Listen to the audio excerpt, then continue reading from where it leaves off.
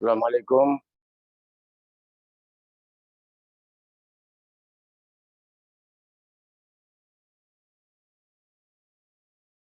وعلیکم السلام۔ وعلیکم السلام ورحمۃ اللہ۔ شروع کر دیجیے انشاءاللہ۔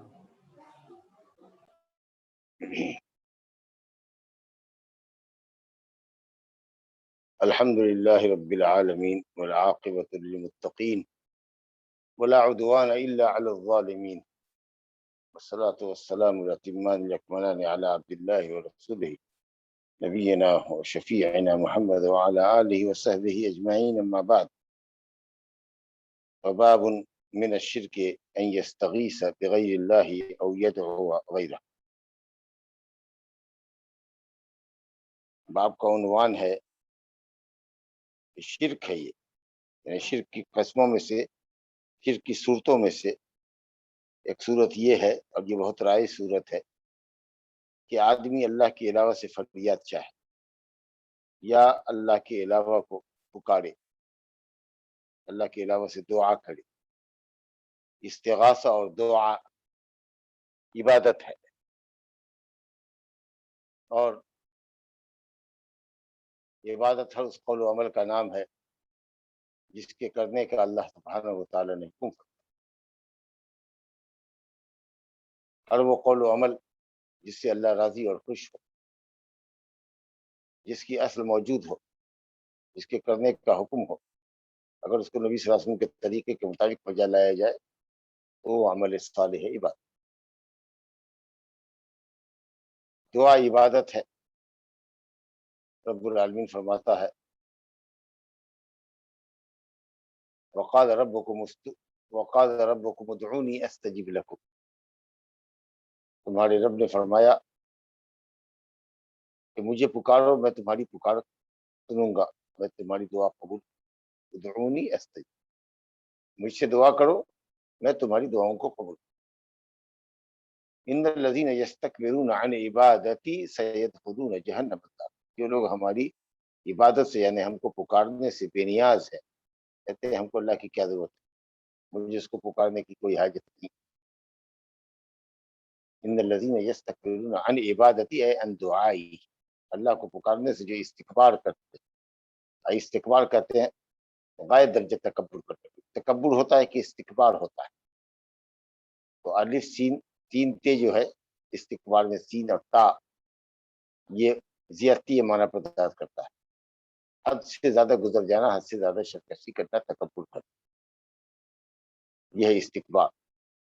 تو جو لوگ استکبار کرتے ہیں ان عبادتی اے ان دعائی، اللہ کو پکارنے سے استکبار کرتے ہیں، تکبر کرتے ہیں، اپنے آپ میں سمجھتے ہیں کہ وہ بہت بڑے ہیں، وہ اللہ کے محتاج نہیں ہیں، ان کو کیا بھی ضرورت نہیں اللہ کو پکارنے کی، اللہ سے دعا کرنے کی، سیدخلون جہنم داخلون، ذلیل و رسوا کر کے جہنم رسید کیے جائے۔ اللہ تعالیٰ کا ارشاد ہے وَإِذَا سَأَلَكَ عَنِّي وَإِذَا سَأَلَكَ عِبَادِي عَنِّي فَإِنِّي قَرِيبٌ أُجِيبُ دَعْوَةَ الدَّاعِ إِذَا دَعَانِ فَلْيَسْتَجِيبُوا لِي، مجھے سے پکار، مجھے سے کہیں، مجھے سے دعا کریں، مجھے کو پکار۔ اور اسی طریقے سے استغاثہ بغیر اللہ شرک ہے، کیونکہ اللہ کے علاوہ کوئی بھی ہماری مصیبت کو دور کرنے پر قادر نہیں۔ اَمَّن يُجِيبُ الْمُضْطَرَّ إِذَا دَعَاهُ وَيَكْشِفُ السُّوءَ وَيَجْعَلُكُمْ خُلَفَاءَ الْأَرْضِ أَإِلَٰهٌ مَّعَ اللَّهِ، کیا اللہ کے علاوہ ہے کوئی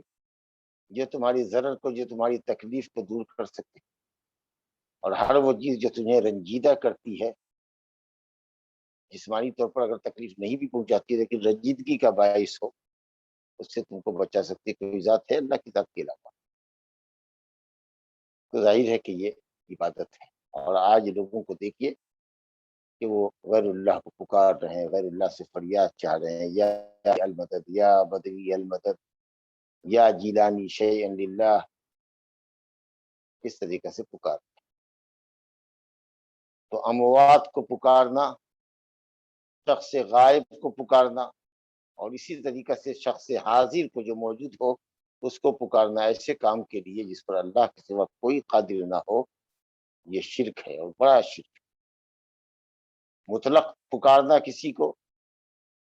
یہ شرک نہیں ہے، اگر کوئی شخص قادر ہے، ہم کسی کو پکارتے ہیں بھئی آؤ ہماری مدد کے لیے یہ کام میرا کر دو، میری دعوت پڑھاؤ، دعوت دیتے ہیں۔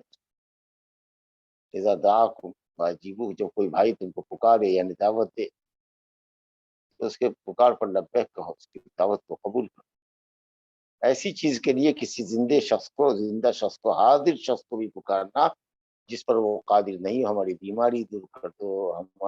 ہم کو شفا عطا کر دو، ہماری تکلیف دور کر دو، یا ہم کو نفع اور خیر سے نواز دو، اس کے اوپر اللہ کی تو یاد رکھیے، کسی مردے کو پکارنا یا کسی غائب شخص کو پکارنا مطلق شرک اکبر ہے۔ باقی جو آدمی حاضر ہو اور جس چیز کے لیے آپ اس کو پکار رہے ہیں اگر اس پر وہ قادر ہو تو جائز۔ کسی سے آپ فریاد کریں بھائی بچاؤ مجھ کو، یہ مجھ کو مار رہا ہے، جیسے حضرت موسیٰ علیہ السلام کو پکارا اسرائیلی نے، جب ایک قبطی مسلم اس کو مار رہا تھا تو حضرت موسیٰ کو کہا، جو اس وقت ابھی نبی نہیں تھے، فرعون کے یہاں پر بڑھ کر کے جوان ہوئے تھے، فاستغاثه الذی من شیعته علی الذی من عدو، حضرت موسیٰ جس قوم سے تھے یعنی بنی اسرائیل سے، انہی کی قوم کے ایک آدمی نے دشمن کے آدمی کے خلاف ان سے فریاد چاہی کہ مجھ کو مار رہا ہے، مجھ کو بچاؤ۔ موسیٰ علیہ السلام نے بچایا، بلکہ اس قبطی کو ایک گھوسا مارا جس سے اس کی، وہ واقعہ اپنی جگہ ہے جو آپ کو معلوم ہو تفصیل اس کی، قرآن مجید میں سورہ قصص آئی۔ تو خلاصہ یہ کہ استغاثہ فریاد تکلیف میں کسی کو آواز دینا ایسے کام کے لیے جس پر وہ قادر ہو، یہ شرک نہیں ہے۔ کسی کو پکارنا ایسے کام کے لیے جو وہ کر دے قادر ہو، شرک نہیں ہے۔ لیکن مردے کو پکارنا اور شخص غائب کو مطلق پکارنا شرک اکبر ہے۔ اسی طریقے سے شخص حاضر کو ایسے کام کے لیے پکارنا جس پر اللہ کے سوا کوئی قادر نہ ہو، یہ بھی شرک اکبر ہے۔ آج لوگوں کس طریقے سے اموات کے سامنے بھی شرک ہے اور دلیل پکڑتے ہیں اولیاء اللہ ہیں، ان کو تم مردہ کہتے ہو، الا ان اولیاء اللہ لا خوف علیہم ولا هم يحزنون، ان پر تو کوئی خوف اور ملال نہیں، تو اللہ کے یہاں ان کے لیے کوئی خوف اور ملال نہیں۔ لیکن اب ولی کون ہے؟ تو پوری دوسری آیت پڑھو جس میں وضاحت ہے، الذین آمنوا وکانوا یتقون، جو مومن ہے اور اللہ کے احکام پر عمل کرتے ہیں، کیونکہ جتنا بڑا احکام الہی پر عمل کرنے والا ہے، واجبات و فرائض کو مستحبات کو بجا لانے والا ہے، اور اسی طریقے سے حرام اور مکروہات سے اجتناب کرتا ہے، اتنا بڑا اللہ کا ولی ہے۔ ایمان اور تقوی کے اعتبار سے ولایت، یہ جتنا بڑا اللہ کا متقی بندہ ہے وہ اتنا بڑا اللہ کا ولی بندہ ہے۔ تو آدھی ادھوری آیت کو لکھتے ہیں الا ان اولیاء اللہ لا خوف علیہم ولا هم يحزنون، یہ تو ٹھیک ہے، کیا ہے، یہ تو ایسے ہی ہوا، آدھی ادھوری بات ہوئی، کیونکہ آگے اللہ تعالیٰ نے اولیاء کی صفت بتائی،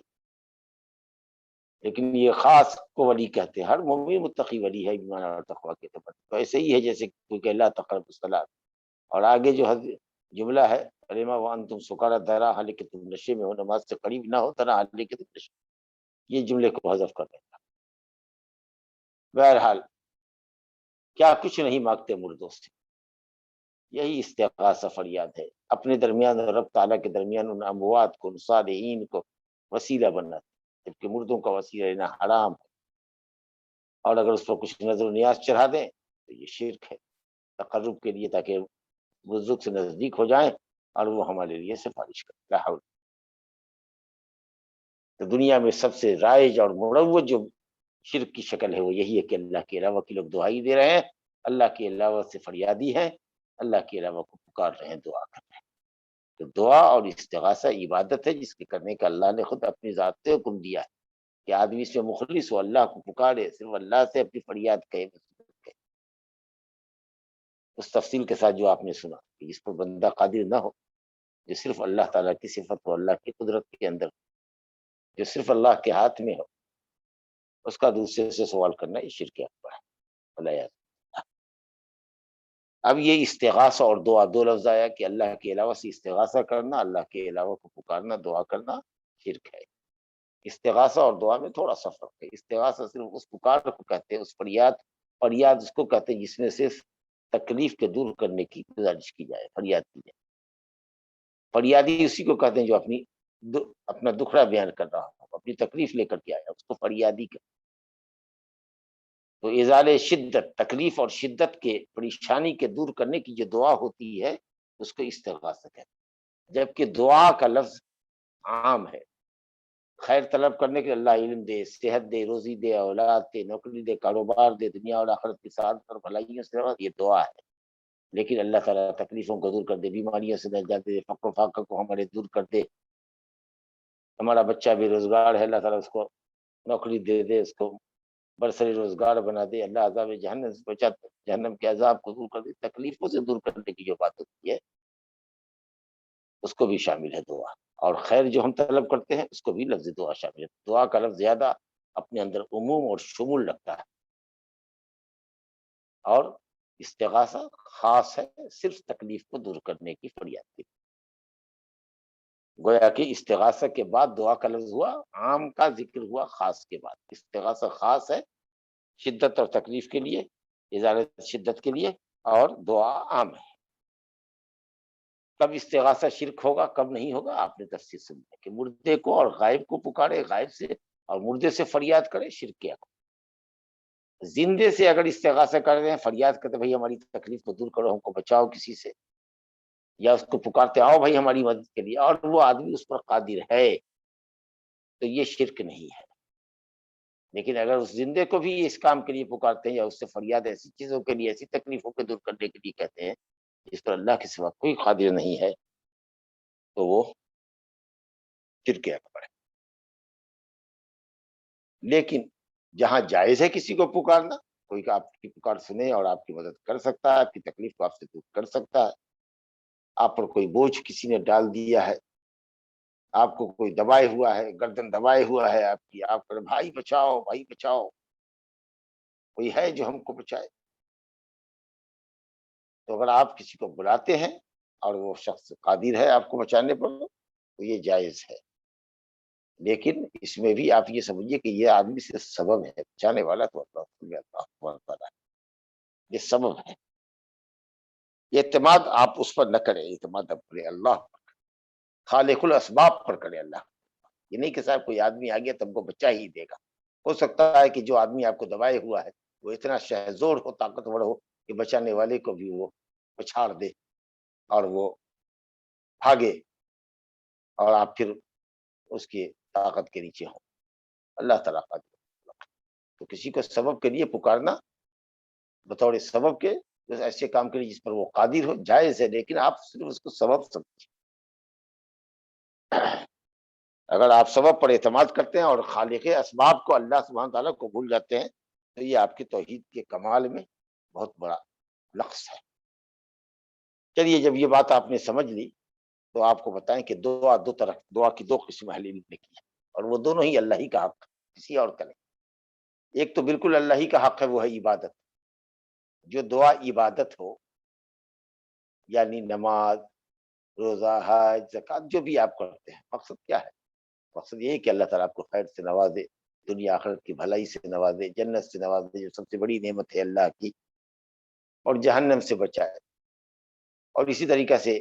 ان عبادتوں کے اندر دعائیہ کلمات بھی ہیں، خاص کر نماز کے اندر تو نماز پوری کی پوری دعا ہی ہے، تو اس کو کہتے ہیں دعا عبادت، وہ دعا جو عبادت ہے۔ اور ایک دعا ہے سوال کے معنی میں، جس کو دعا سوال کہتے ہیں، کہ آپ اللہ تعالیٰ سے سوال۔ تو ابھی تفصیل آئی نا کہ ایسی چیزوں کا سوال جس پر صرف اللہ قادر ہو، اس کا سوال کسی دوسرے سے کرنا، زندہ سے یا مردہ سے، حرام ہے اور شرک ہے۔ جب یہ بات آپ نے سمجھ لی،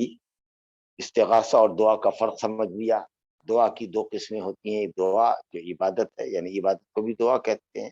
قرآن مجید میں دعا کا لفظ یدعون کا لفظ یعبدون کے معنی میں ہے، اور کہیں پر یدعون کا لفظ دعا اور سوال کے معنی میں ہے۔ دونوں ہی اللہ کی خصوصیت ہے۔ عبادت تو اللہ ہی کا حق ہے، رہ گیا دعا، پکارنا، سوال کرنا، تو وہ ایسی پکار یا ایسے کاموں کے لیے پکار جس پر صرف اللہ قادر ہو، یہ بھی اللہ ہی کے لیے خاص ہے۔ اگر وہ ہم دوسرے سے کرتے ہیں تو شرک ہے۔ سمجھتے ہیں کہ بات بہت واضح ہو گئی ہوگی۔ اب اس کے بعد اس میں جو چند آیات مؤلف نے ذکر کیا ہے، اس باب میں ہم اس کو پڑھتے ہیں، سرسری طور پر گزرنے کی کوشش کرتے ہیں کہ مقررہ وقت میں انشاءاللہ تعالیٰ ان آیتوں کو آپ کے سامنے پڑھ لیں۔ اعوذ باللہ من الشیطان الرجیم، قول اللہ تعالی اعوذ باللہ من الشیطان الرجیم ولا تدع من دون اللہ ما لا ينفعك ولا يضرك فإن فعلت فإنك إذا من الظالمين۔ یہ آیت سورہ یونس آیت نمبر 106 ہے، سورہ یونس کی آیت نمبر 6 ہے۔ اس میں اللہ تعالیٰ اپنے نبی سے خطاب کر رہا ہے، ولا تدع من دون اللہ، اے نبی اللہ کے علاوہ ایسے کو مت پکاریے جو آپ کے نفع اور آپ کے نقصان کا مالک نہ ہو، یعنی جو آپ کو نفع سے بہرور اور تکلیف سے نجات دینا ہو، دے سکتا ہو، جو آپ کو تکلیف سے نجات نہ دے، جو آپ کو نفع سے بہرور نہ کرے، ایسے کو نہ پکاریے۔ اس کا مطلب کہ کوئی نفع اور نقصان سے بہرور کرے تو اس کو پکاریے؟ ارے نہیں، اللہ کے علاوہ جس کو بھی پکارتے ہیں تو اس کی حقیقت اللہ تعالیٰ بتا رہا ہے، یہ شرط نہیں ہے، یہ لفظ شرطیہ نہیں ہے، یہ حقیقت واقعہ کا بیان ہے کہ جس کو بھی لوگ اللہ کے علاوہ پکارتا ہے وہ انسان کے نفع اور نقصان کا مالک نہیں، نفع سے دوچار کرنے والا اور نقصان اور گھاٹے سے بچانے والا اس کو نہیں۔ اللہ تعالیٰ کہتا ہے، کہیں پر کوئی آیت ہوتی ہے جس کے اندر ایک حقیقت کا اظہار ہے، صرف حقیقت کا اظہار، یا ایھا الناس اعبدوا ربکم الذی خلقکم والذین من قبلکم لعلکم تتقون۔ اے ایمان والو اعبدوا ربکم الذی خلق، یا ایھا الناس، اے دنیا کے انسان، اپنے اس رب کی بندگی کرو جس نے تم کو پیدا کیا، تم سے پہلے والے کو بھی۔ اس کا مطلب کہ کیا کوئی دوسرا رب ہے جو خالق نہ ہو، جو تمہارا اور تم سے پہلے والوں کا رب خالق نہ ہو؟ نہیں، کوئی رب نہیں ہے، یہ رب تعالیٰ کی حقیقت ہے کہ وہ پیدا کرنے والا ہے تمہارا اور تم سے پہلے۔ تو یہ حقیقت جو ہوتی ہے نا، اس کو حقیقت کاشفہ کہتے ہیں۔ یہ جس حقیقت کا بیان ہے وہ اس کی حقیقت کو کھولتا ہے، یہ صفت کاشفہ ہے، شرط نہیں ہے۔ تو یہاں جو کہا گیا کہ اللہ کے علاوہ ایسوں کو مت پکاریے جو نفع نہیں دے سکتے ہو، تکلیف سے بچا نہیں سکتے۔ کا مطلب کہ جو نفع اور تکلیف سے نفع سے نواز سکے اور تکلیف سے بچا سکے اس کو پکاریے؟ نہیں، بالکل نہیں، اللہ کے علاوہ کسی کو نہیں پکاریے۔ جس کو بھی اللہ کے علاوہ پکارا جاتا ہے اس کی صفت یہی ہے، اس کی حقیقت یہی ہے، امر واقعہ، ہر شخص سے پاک واقعہ یہی ہے، حقیقت حال یہی ہے، ایکچوئل یہی ہے کہ وہ تمہارے نفع کا مالک نہیں ہے، تو وہ نقصان سے بچا نہیں سکتا۔ اگر اے نبی آپ نے ایسا کیا، فَإِن فَعَلْتَ، اگر ایسا کیا، فَإِنَّكَ إِذًا مِّنَ الظَّالِمِينَ، تو یقیناً آپ ظالم ٹھہریں، یعنی مشرک ہو۔ ظالم ماننے ظلم سے مراد شرک ہے، مشرک ہو۔ اس لیے سورہ زمر میں اللہ تعالیٰ نے کہا بل اللہ فاعبد وکن من الشاکرین، صرف اللہ کی عبادت، یعنی صرف اللہ کو پکاریے، عبادت بھی اسی کی کیجیے، پکاریے بھی صرف اسی کو، ورنہ آپ ظالم اور مشرک ٹھہرے۔ وَلَقَدْ أُوحِيَ إِلَيْكَ وَإِلَى الَّذِينَ مِنْ قَبْلِكَ لَئِنْ أَشْرَكْتَ لَيَحْبَطَنَّ عَمَلُكَ وَلَتَكُونَنَّ مِنَ الْخَاسِرِينَ بَلِ اللَّهَ فَاعْبُدْ وَكُن مِّنَ الشَّاكِرِينَ۔ ہم نے آپ کی طرف بھی اور آپ سے پہلے نبیوں کی طرف بھی یہ وحی کی تھی، یہ قانون اتار دیا تھا، بتا دیا تھا، پیغام پہنچا دیا تھا فرشتے جبریل امین کے ذریعے کہ اگر آپ نے شرک کیا، لئن اشرکت لیحبطن، ضرور بھی ضرور قسم اللہ کی آپ کا عمل باطل ہو جائے، لیحبطن، برباد ہو جائے، وَلَتَكُونَنَّ مِنَ الْخَاسِرِينَ، اور گھاٹا اٹھانے والے جہنمی ہوں۔ بل اللہ فضل، اللہ ہی کی بات، یہ شرک اکبر ہے۔ اب نبی کو خطاب کیوں کیا جبکہ نبی صلی اللہ علیہ وسلم ایسا کر نہیں سکتے؟ یقیناً آپ کی جو صفت ہے بحیثیت نبی اور رسول، آپ ایسا ہرگز نہیں کر سکتے، لیکن ہم نبی اور رسول نہیں ہیں، باقتضائے بشریت انسان اور بشر ہونے کے ناطے ہم سے یہ ہو سکتا ہے۔ نبی کو خطاب نبی کو بھی شامل ہے اور ہم کو بھی شامل ہے، بلکہ ہم اس سے اسوہ حاصل کریں کہ جب اللہ نے اپنے نبی کو یہ کہہ رہا ہے تو ہم کو اور کتنا چوکنا ہونا چاہیے، جن سے بحیثیت نبی یہ کام ہو نہیں سکتا تھا، اور ہم سے تو ہر قدم پر ہم کو گمراہ کرنے کے لیے ہمارے گھات میں شیطان لگا ہوا۔ یا یہ کہہ لیجئے ولا تدعو، مت پکارو، یہ خطاب اللہ کا ہر اس شخص کو ہے جو خطاب کے لائق ہے، یعنی ہر مومن کو۔ تم میں کا کوئی بھی اگر اللہ کے علاوہ کسی کو پکارتا ہے جس کی حقیقت یہ کہ وہ نفع نقصان کا بالکل مالک، یہ شیطان نے تمہارے دماغ میں ڈالا ہے کہ اس کے یہاں جاؤ گے، اس کو پکارو گے تو تمہارا نفع ہوگا، تم کو اولاد ملے گی، تم کو صحت ملے گی، روزی ملے گی۔ بہرحال یہ خطاب اگر نبی کے لیے خاص ہے تو اس حکم میں امت بھی آپ کے تابع ہے، یا کہہ لیجیے کہ عام ہے، ہر اس شخص کو خطاب ہے جو خطاب کے لائق ہو، جس میں رسول بھی داخل ہے۔ وَلَا تَدْعُوا مِن دُونِ اللَّهِ، اللہ کے علاوہ کو مت پکاریے، یا اللہ کے علاوہ کی عبادت مت کیجیے۔ دعا کا لفظ کے دو معنی میں آتا ہے، عبادت کے معنی میں اور پکار کے معنی، دونوں شامل ہیں۔ اگر آپ ایسا کرتے ہیں تو آپ ظالموں میں سے ہوں۔ چلیے الحمدللہ، ایک آیت ہم نے پڑھ لیا، دوسری آیت دیکھیے جو شباب میں لائے ہے، یہ بھی سورہ یونس کی آیت نمبر 107، اس کے بعد والی ہی صورت ہے، وَإِن يَمْسَسْكَ اللَّهُ بِضُرٍّ فَلَا كَاشِفَ لَهُ إِلَّا هُوَ، بلکہ اسی کے تابع ہے، یہ وہ ایک آیت ہے، اس کے بعد کی آیت ہے، وَإِن يَمْسَسْكَ اللَّهُ بِضُرٍّ فَلَا كَاشِفَ لَهُ إِلَّا هُوَ وَإِن يُرِدْكَ بِخَيْرٍ فَلَا رَادَّ لِفَضْلِهِ يُصِيبُ بِهِ مَن يَشَاءُ مِنْ عِبَادِهِ وَهُوَ الْعَزِيزُ وَهُوَ الْغَفُورُ الرَّحِيمُ۔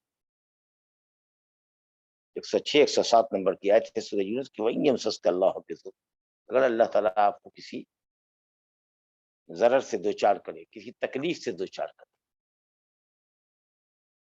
فَلَا كَاشِفَ لَهُ إِلَّا هُوَ، اس تکلیف کو اللہ کے سوا آپ سے کوئی دور کرنے والا ہے،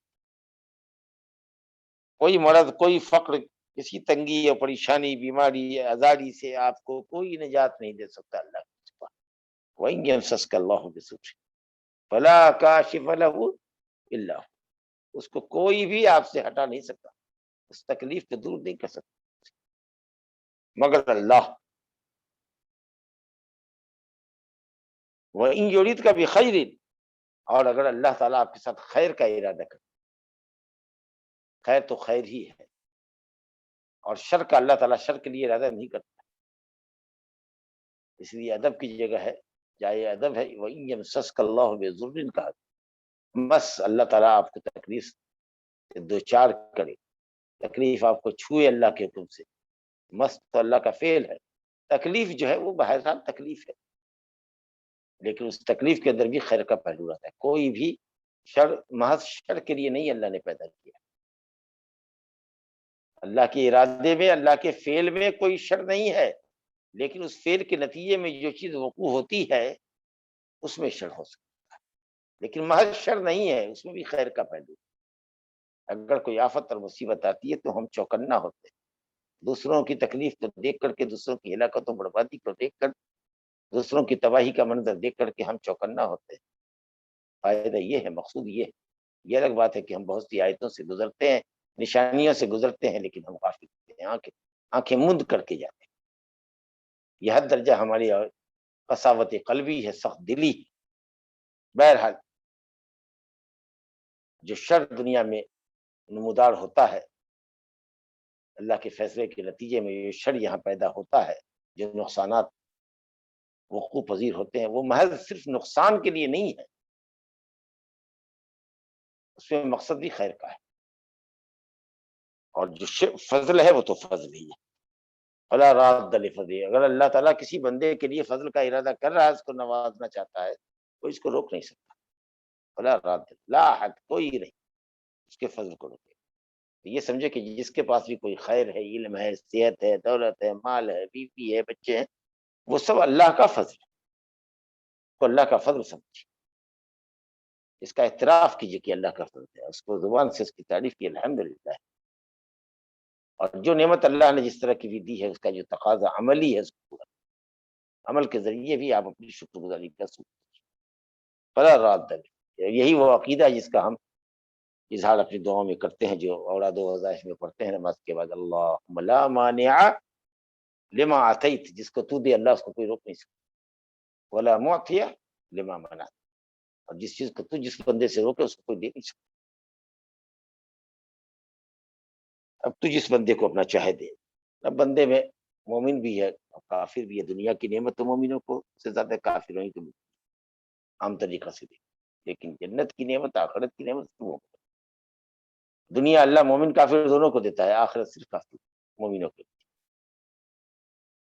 تو یصیب بہ من یشاء من عبادہ، خیر سے اللہ تعالیٰ جس بندے کو چاہے نوازے، اس پہ کافر بھی ہو سکتا ہے، دنیاوی نعمت اور فضل کے اعتبار سے۔ باقی رہا کہ آخرت کی نعمت تو آپ جانتے ہیں کہ وہ عدت للمتقین، صرف متقیوں کا حصہ ہے۔ اب جو اس میں دوسری آیت ہے وہ سورہ یا تیسری آیت سمجھ لیجیے، تو یہ ہے سورہ عنکبوت کی، جس میں پڑھے میں 17ویں آیت ہے، فابتغوا عند اللہ رزق۔ اس سے پہلے شروع کی آیت ہے ان الذین تعبدون من دون اللہ، جن کی بھی تم اللہ کے علاوہ عبادت کرتے ہو، جن کی بھی تم اللہ کے لیے عبادت کرتے ہو، یا جن کو بھی تم اللہ کے لیے پکارتے ہو، کیونکہ دعا بھی عبادت ہے بلکہ اصلی عبادت ہے، کہا گیا دعا ہو العبادت، دعا تو اصل عبادت، عبادت کا مطلب ذلت، عاجزی، خاک ساری، گریہ زاری، اور یہ سب سے زیادہ دعا کے اندر ہی ابھر کر آتا ہے، خاص کر کے جب آدمی مادی اسباب اور وسائل سے فائدہ نہ حاصل کر سکے، یا کوئی بھی مادی سبب اور وسیلہ اس کو کام نہ آ سکے، تو بالکل جب آخری سہارا سمجھے کہ صرف اللہ ہے ہمارا، تو اس وقت کیا حالت ہوتی ہے آدمی کی، خاص کر جب کوئی مریض ہاسپٹل میں پڑا ہو، موت اور حیات کے درمیان ہچکولے کھا رہا ہو، آخری سانسیں لے رہا ہو، ڈاکٹر نے کہا اس کے بچنے کی کوئی، اب وہ اللہ ہی بچائے تو بچے گا، اوپر والا ہی بچائے تو بچائے گا، تو اس وقت آدمی کی کیا کیفیت ہوتی ہے، اس قدر تذلل اور خضوع ہوتا ہے، عاجزی اور گریہ زاری ہوتی ہے، لگتا ہے کہ دل نکال کے اللہ کے سامنے، اور اتنی بڑی عبادت لوگ غیروں سے کرتے ہیں، اللہ کے علاوہ کو پکارتے ہیں ایسے کاموں کے لیے اس پر اللہ کے علاوہ کو قادر،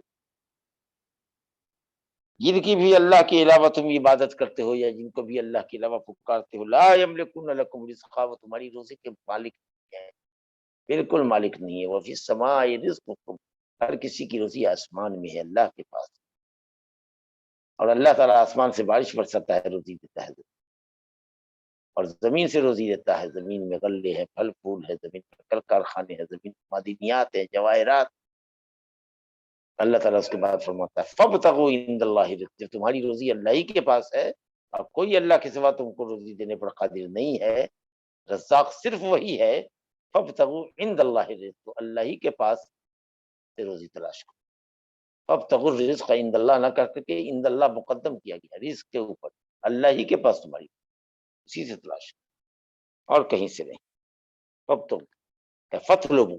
یبتغوا یعنی اطلبوا، طلب کرو اپنی روزی کہاں سے، اللہ کے پاس، عند اللہ، فائدہ حسر کا فائدہ دیتا ہے کہ رزق اللہ ہی کے پاس ہے تمہاری، وہ کسی اور کے پاس، وعبدوہ، اور اسی کی اطاعت کرو، عبادت کرو، اسی کے سامنے ذلت و خاری اختیار کرو، واشکروا لہ، اور اللہ تعالیٰ کی روزی پر، اس کی نعمت پر اس کی شکر گزاری کرو، واشکروا لہ، شکر گزاری بھی اللہ کے لیے خاص ہونی چاہیے، یہ عبادت ہے، اور شکر گزاری کے پیچھے یہ بھی مقصد ہوتا ہے کہ نعمت باقی رہے، لیکن بنیادی طور پر اس میں اخلاص ہونا چاہیے شکر گزاری کہ اللہ تعالیٰ کی شکر گزاری، یہ عبادت ہے، اور اگر اس کے پیچھے یہ بھی مقصد ہے کہ ہم شکر گزاری کرتے ہیں تاکہ اللہ تعالیٰ کی نعمت باقی رہے اور مزید نعمتیں ہم کو حاصل ہیں، تو کوئی حرج نہیں۔ اب شکر گزاری تین طریقے سے ہوتی ہے، قلب میں یعنی اعتراف نعمت ہو، زبان سے اللہ تعالیٰ کی حمد و ثنا کے کلمات ہوں، اور جو یہ نعمت جس چیز کی متقاضی ہے اللہ تعالیٰ کی بندگی کی، خوش کرنے کی، علم ہے تو دوسروں کو آپ علم سے روشناس کیجیے، لوگوں کو مسائل بتائیے، جن مسئلے کا حل ہے آپ کے پاس، ان کی روشنی میں جواب ان کو دیجیے، جاہلوں کو تعلیم دیجیے، مستفتیوں کو سائلوں کو جواب دیجیے، حیران و پریشان شخص کو صحیح کام کی، صحیح راستے کی رہنمائی کیجیے، مال ہے تو اللہ کے بندوں پر احسان کیجیے، جاہ و منزلت ہے، مرتبہ حاصل ہے تو اللہ کے بندوں کے کام آئیے اپنی سفارش سے، جس کے پاس اللہ نے جو نعمت دیا وہ احسن کما احسن اللہ الیک، بہرحال اللہ تعالیٰ ہم سب کو اپنی نعمتوں کا شکر گزار رکھنا ہے، الیہ ترجعون، اسی کی طرف پلٹو، اسی کی طرف پلٹو گے، یعنی اس کے اندر یہ ہے کہ اللہ ہی تعالیٰ تمہارے عملوں کا بدلہ دینے والا ہے، اگر تم نے شکر گزاری نہیں کی اور روزی تم نے دوسرے سے چاہی اور نعمتیں تم نے دوسرے سے چاہی جو دوسروں کے پاس نہیں ہے، اور تم نے اپنی دعا اور عبادت کو غیر اللہ کے لیے جائز سمجھا، جائز روا سمجھا، تو تم شرک کے مرتکب ہو گئے، اور اللہ رب العالمین کے پاس اس کی سخت سزا تم کو، وارننگ ہے وہ یہی ترجعون۔ اور اس باب میں جو چوتھی آیت ہے وہ دیکھیے، یہ آیت سورہ احقاف کی ہے، آیت نمبر 5، ومن اضل ممن يدعو من دون الله من لا يستجيب له الى يوم القيامه وهم عن دعائهم غافلون، وَإِذَا حُشِرَ النَّاسُ كَانُوا لَهُمْ أَعْدَاءً وَكَانُوا بِعِبَادَتِهِمْ كَافِرِينَ۔ اللہ کہتا ہے وَمَنْ أَضَلُّ، اس شخص سے زیادہ گمراہ کون ہو سکتا ہے جو اللہ کے علاوہ ایسوں کو پکارے جو قیامت تک اس کی پکار نہیں سن سکتا۔ یعنی اموات اور غائبین، جو شخص غائب ہے یہاں سے بیٹھ کر کے ہم کہیں جیسے مریدان اپنے پیروں کے لیے کرتے ہیں، میرے حضرت جی، میرے بابا، میرے پیر بابا، آپ تو انتریامی ہے، تو آپ تو دل کی باتوں کو جانتے ہیں، سچی انتریامی ہے، غیب داں، کیا کرنا، آپ سے کوئی چیز تھوڑی چھپی ہوئی ہے۔ آپ کا مرید یہاں پریشانی میں، وہ دلی میں ہے، وہ بغداد میں ہے، وہ مصر میں ہے، وہ اندلس میں ہے، وہ جاپان میں ہے، یہیں سے تار جوڑے ہوا ہے، بغیر فون کے، بغیر موبائل کے تار جوڑے ہوئے ہے۔ سمجھ رہا ہے کہ وہ تو سن رہے ہیں ہماری حالات پر مطلع جی۔ اور کہ یہ شخص غائب کو یا اموات کو پکارتے رہیے قیامت تک، قسم اللہ کی ایک آواز بھی نہیں آئے گی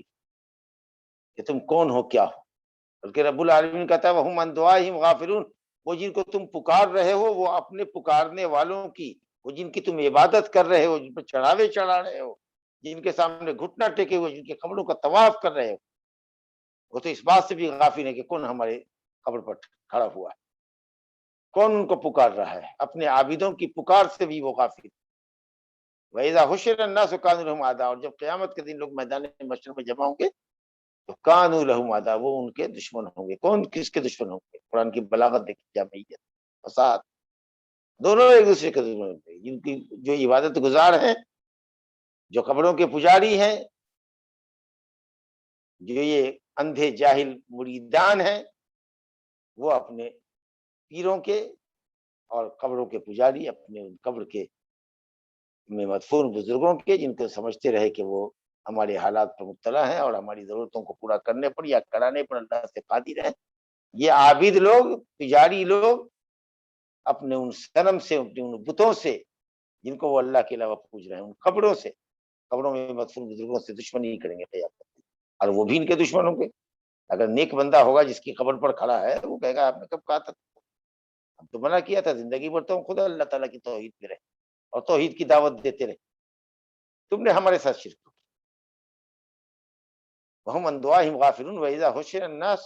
كَانُوا لَهُمْ أَعْدَاءً وَكَانُوا بِعِبَادَتِهِمْ كَافِرِينَ، جس کو آپ پکار رہے ہیں نا، اللہ تعالیٰ نے کہا کہ یہ ان کی عبادت ہے، ان کو پکارنا ان کی عبادت ہے۔ شخص غائب کو اور میت کو پکارنا، یا جیسا کہ میں نے کہا پہلے بھی کہ زندہ شخص کو بھی ایسے کام کے لیے پکارنا جس پر وہ قادر نہ ہو، یہ سمجھ کر کے کہ یہ اس کے ہاتھ میں قوت ہے، طاقت ہے، ہمارا وہ بھی کر دے گا، جو نہیں کر سکتا وہ یہ بھی شرک ہے۔ بہرحال یہ آیت بھی بڑی زبردست ہے کہ اس سے بڑا گمراہ کوئی نہیں ہو سکتا ہے۔ سب سے بڑا گمراہ وہ ہے جو اللہ کے علاوہ ایسے کو پکارتا ہے جو قیامت تک اس کی پکار نہیں سکتا۔ یہ بھی اللہ کے علاوہ جس کو پکار رہا ہے اس کی صفت بتا رہا ہے، اس کی حقیقت کو بتانے کی لفظ ہے کہ وہ قیامت تک پکار کر سکتے، پکارتے رہو۔ اگر قبر سے کوئی آواز آتی ہے تو سمجھ لو کہ اس میں کچھ دغل ہے، کچھ دھوکہ ہے، تدلیس ہے، ہو سکتا ہے کیسے ٹک دی ہو سکتا ہے کہیں کوئی اور تار ہو سکتا ہے کہ کہیں ریموٹ کسی اور کے ہاتھ میں ایک زمانے میں سورا کے صاحب قبر سے آواز آ رہی ہے، وہ پجاریوں کو، قبر کے پجاریوں کو، چڑھاوا چڑھانے والوں کو دعائیں دیتا ہے اور تمہاری مراد پوری ہو جائے گی۔ یہ بات کو انکشاف ہوا کہ اس میں کچھ پیسے ڈالے ہوئے تھے اور کہیں سے کوئی اس کو دباتا تھا جس سے ایک آواز آیا۔ لا حول ولا قوت الا باللہ، کتنے لوگ مکار۔ کسی کھمبے سے خوشبو آ رہی ہے، ارے خوشبو لگا دی گئی ہے بھائی، اس سے خوشبو کہاں سے آ جائے گی؟ خوشبو آ رہی ہے جی، تو جب سونگو تو اس میں خوشبو ہے، تم کو کیا معلوم کہ تمہارے یہاں حاضر ہونے سے پہلے کچھ کر دیا گیا؟ ارے اس دیوار پر حضرت جی ٹیک لگایا کرتے تھے نا، ان کی کرامت ہے اس کی، یہ دیوار خوشبو دے رہی ہے،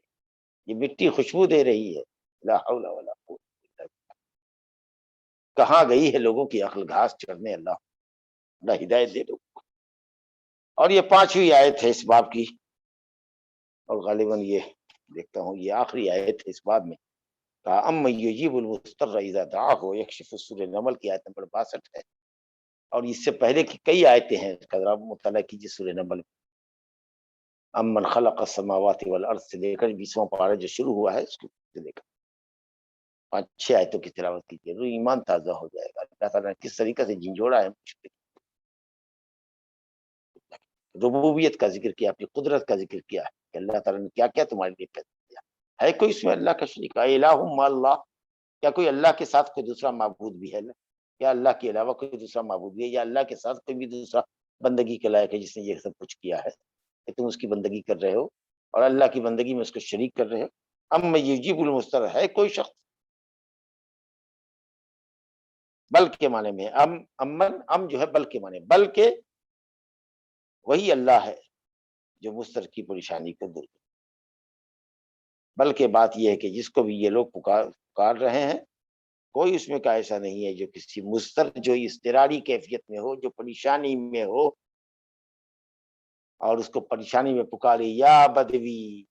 یا رفاعی، یا جیلانی، یا حسین، یا علی، یا فلاں مدد کے لیے پکار رہا ہے، یا رسول اللہ،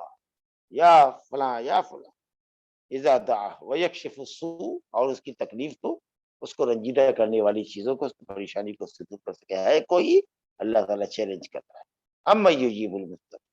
ہے کوئی اللہ کے سوا؟ الہ مع اللہ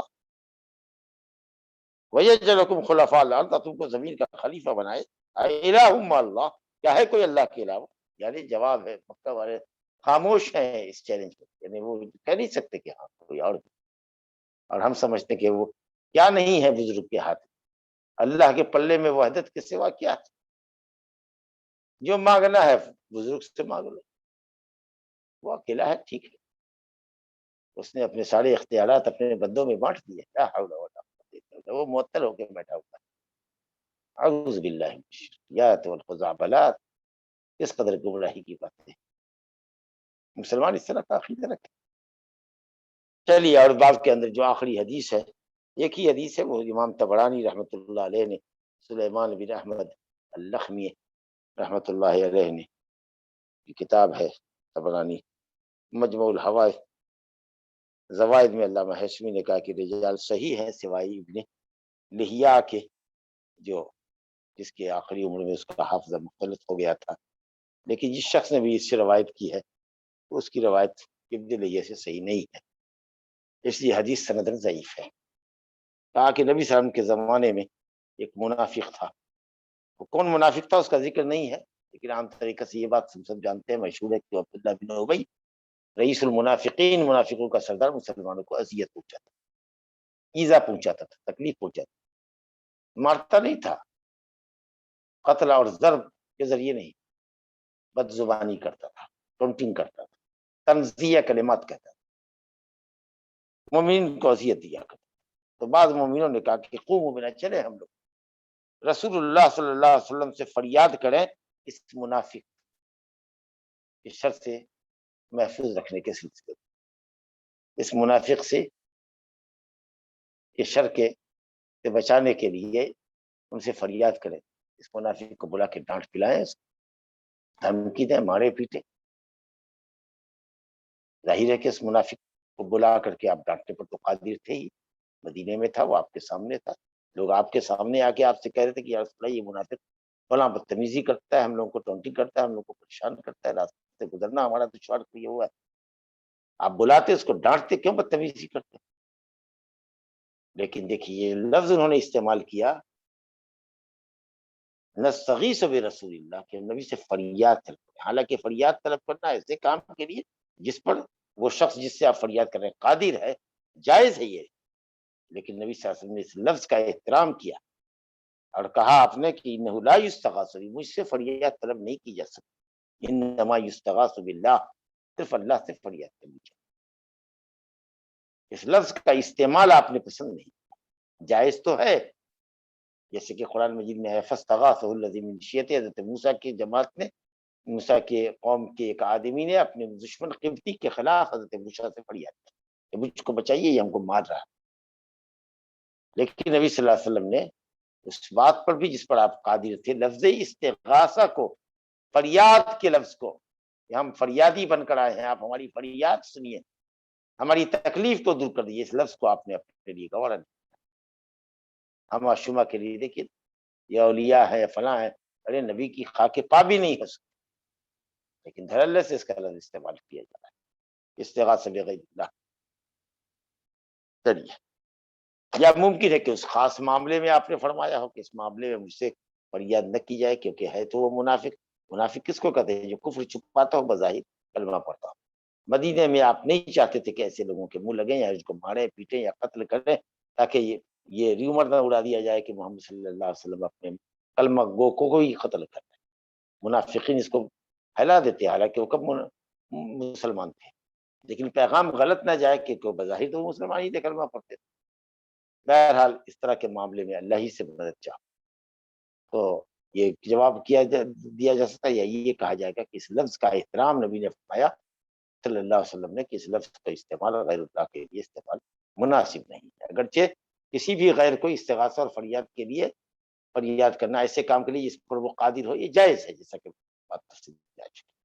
هذا وباللہ التوفیق وصلی اللہ علیہ محمد وآلہ وصحبہ. باب اپنے اختتام کو پہنچا اور اسی کے ساتھ کلاس کا جو مقررہ وقت ہے وہ بھی ختم ہوا. هذا وباللہ. السلام علیکم.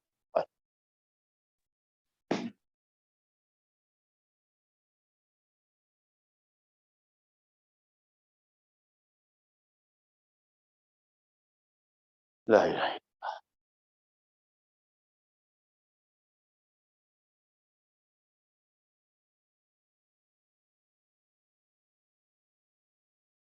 جی ہیں کلاس میں، یا لوگ چھوڑ کے ہم کو اکیلے چلے گئے؟ جی یہی ہے. جزاک اللہ خیر. جزاک اللہ خیر سے. بارک اللہ. السلام علیکم. وعلیکم السلام ورحمۃ اللہ.